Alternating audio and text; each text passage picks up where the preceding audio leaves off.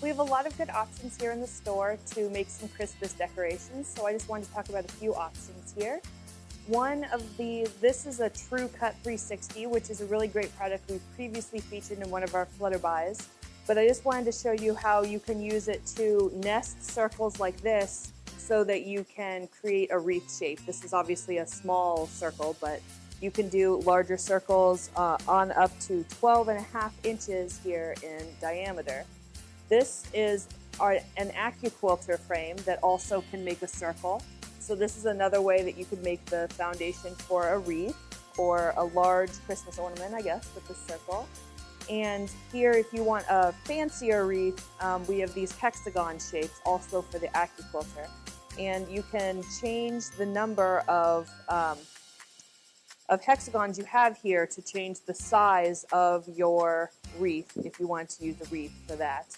You can, of course, also use our AccuQuilter to make the foundation for Christmas trees, other projects like that. And we have a lot of new AccuQuilter dies. So you can cut out stars, Christmas ornaments. Here we have another star, a pointier star, you can see that. And this is actually a gift tag. So if you're feeling really excited about crafting for Christmas, you can even cut out your own fabric gift tags and put a little interfacing on the back and make your Christmas gifts really unique with fabric tags on them.